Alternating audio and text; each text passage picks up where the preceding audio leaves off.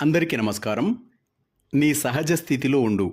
భగవాన్ శ్రీ రమణ మహర్షి బోధనలు పుస్తక పఠనం 19వ రోజుకి స్వాగతం. పుస్తకంలోని 2వ భాగం ఆత్మవిచారము శరణాగతిలో 3వ అంశం ఆత్మవిచారము కొన్ని అపోహలు. శ్రీ రమణుల ఆధ్యాత్మిక ప్రవచనాలు అద్వైత వేదాంతాన్ని అనుసరించే వారి బోధనల వలెనే ఉండేవి. అద్వైత సిద్ధాంతం 1000 సంవత్సరాల పైనే ప్రాచుర్యంలో ఉంది.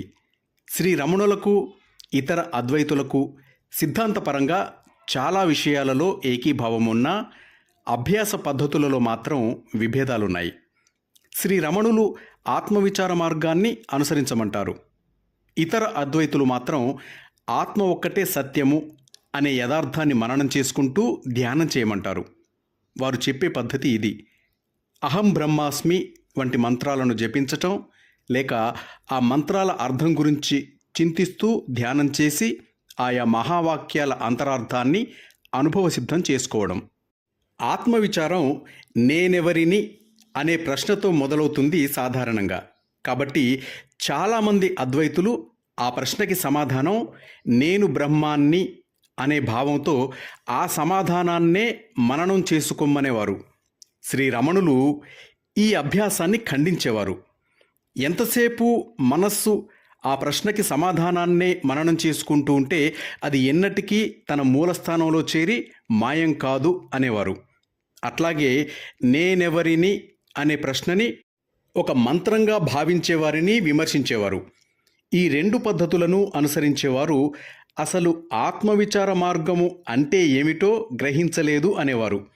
నేనెవరిని అనే ప్రశ్న మనస్సుని విచ్చిత్తి చేసి దాని తత్వాన్ని తెలుసుకోవటానికి ఉపయోగించుకునేది కాదు. అదొక మంత్రము సూత్రము కూడా కాదు. భావాలు ఉదయించినప్పుడు వాటి నుండి, అవి చూసే విషయం నుండి దృష్టిని ఆ చూసేవాని వైపు, ఆలోచించేవాని వైపు మళ్లించటానికి అది ఒక సాధనం మాత్రమే. శ్రీ రమణుల అభిప్రాయంలో నేనెవరిని అనే ప్రశ్నకు సమాధానం మనస్సులో కానీ మనస్సు వల్ల కానీ దొరకదు. దానికి ఒకే ఒక్క సమాధానం మనస్సులేమిని అనుభవించటం. ఇంకొక అపోహ కూడా హైందవ సాంప్రదాయం వల్ల జనించినదే. అది అనాత్మమైన వాటినన్నిటినీ మానసికంగా తిరస్కరిస్తూ పోతే చివరికి ఆత్మని కనుగొనవచ్చు అన్నది. దీనినే నేతి నేతి అంటే ఇది కాదు ఇది కాదు పద్ధతి అంటారు. ఈ పద్ధతిని అవలంబించేవాడు అహంకారం తాదాత్మ్యం చెందే వాటినన్నిటినీ తిరస్కరిస్తాడు. అంటే నేను దేహాన్ని కాను, నేను మనస్సుని కాను ఇత్యాదివి.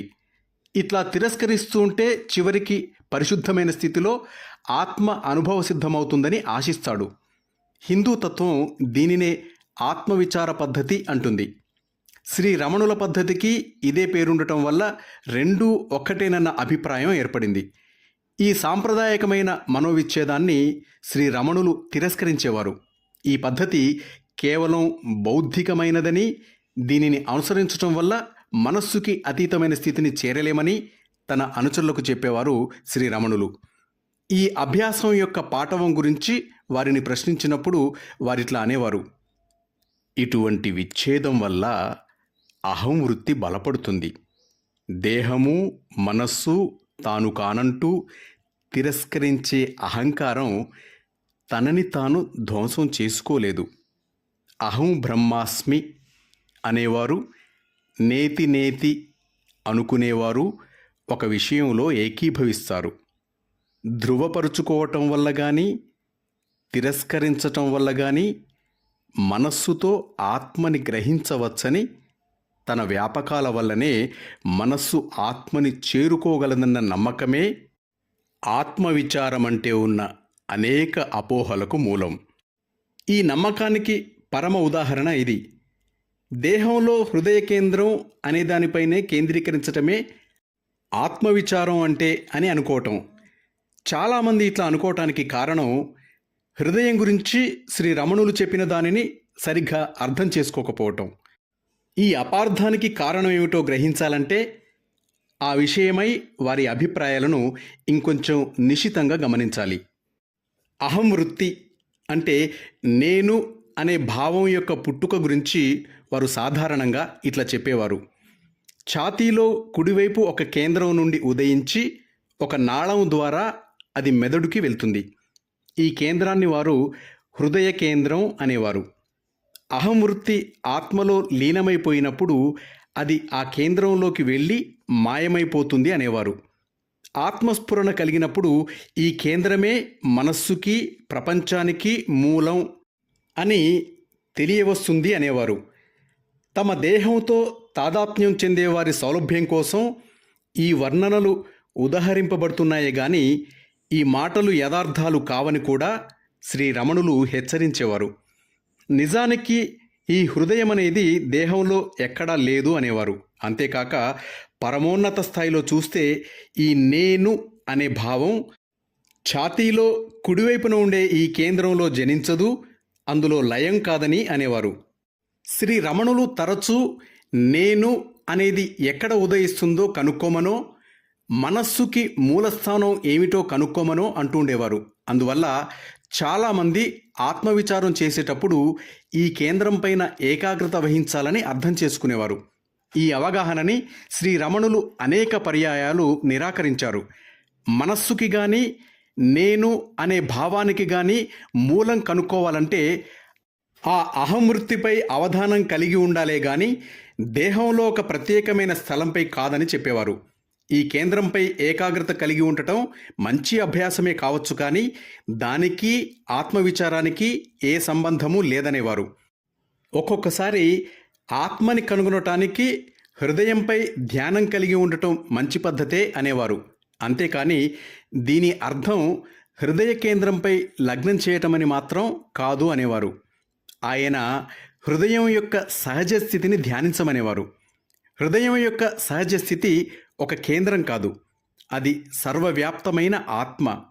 దాని నిజస్వరూపం తెలియటం అంటే అందులో సంస్థితం అవటమే అనేవారు. ఏకాగ్రత వల్ల దానిని అందుకోలేము అనేవారు. హృదయం గురించి, హృదయ కేంద్రం గురించి ఇటువంటి సంశయాస్పదాలైన వ్యాఖ్యలు ఎన్నో వారి రచనలలో, సంభాషణలో కనబడతాయి.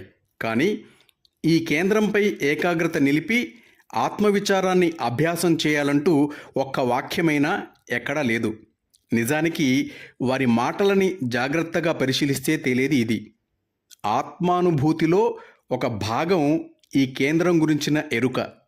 అంతేగాని ఈ కేంద్రంపై లగ్నం చేసినంత మాత్రాన ఆత్మానుభూతి కలగదు అని.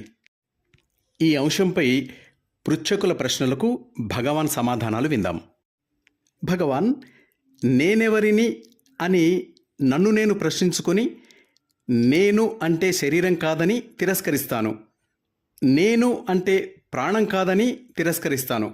ఇక ఆ పైన సాగలేకుండా ఉన్నాను స్వామి. బుద్ధి అంతవరకే వెళ్ళగలదు. నీ పద్ధతి బుద్ధికి సంబంధించినది. శాస్త్రాలన్నీ సత్యాన్వేషణలో సాధకునికి తోడ్పడడానికి పద్ధతులనే సూచించగలవు గాని సత్యాన్ని ప్రత్యక్షంగా చూపించలేవు. అందువల్లనే ఈ బుద్ధికి సంబంధించిన పద్ధతి నేను కాదంటూ తిరస్కరించేవాడు నేనుని మాత్రం నిరాకరించలేడు. నేను అది కాదు, నేను ఇది కాదు అనటానికి నేను అంటూ ఒకడుండాలి. ఈ నేను అనబడేది అహంకారమే లేక అహంవృత్తే. ఈ అహంవృత్తి ఉదయించిన తరువాతనే ఇతర భావాలు ఉదయిస్తాయి.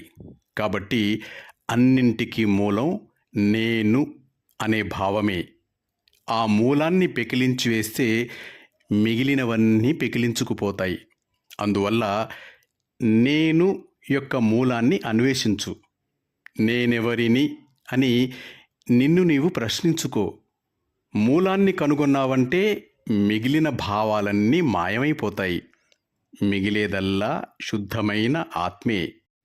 అయితే దానిని ఎట్లా చేయటం? నేను ఎప్పుడూ ఉంటూనే ఉంది. గాఢ నిద్రలో, కలలో, జాగ్రత్తావస్థలో. ఇప్పుడు మాట్లాడేది గాఢ నిద్రలో ఉండేది ఒకటే. నేను అనే అనుభూతి ఎప్పుడూ ఉంటూనే ఉంటుంది. నీ ఉనికిని కాదనగలవా? కాదనలేవు. నేనున్నాను అంటావు. ఉండేదెవరో కనుక్కో. స్వామి, నేను నేతి నేతి అంటే ఇది కాదు ఇది కాదు అని ధ్యానం చేస్తూ ఉంటానండి. అది ధ్యానం కాదు. మూలమేమిటో కనుక్కో. తప్పకుండా మూలాన్ని చేరాలి నువ్వు. నకిలీ నేను పోయి అసలైన నేను గ్రహింపబడుతుంది. రెండవది లేకుండా మొదటిది ఉండలేదు. నేను ఇప్పుడు శరీరంతో, ఇంద్రియాలతో తప్పుగా తాదాత్మ్యం చెంది ఉంది. వీటిని తిరస్కరించు. అదే నేతి, ఉన్నదానిని అంటే ఇతిని విడవకుండా ఉండటం వల్లనే ఇది సాధ్యం. మాస్టర్స్, ఆత్మవిచారము కొన్ని అపోహలు అనే ఈ అంశం తర్వాతి భాగం రేపు విందాం. అంతవరకు సెలవు తీసుకుంటూ మీ నవీన్, వరంగల్.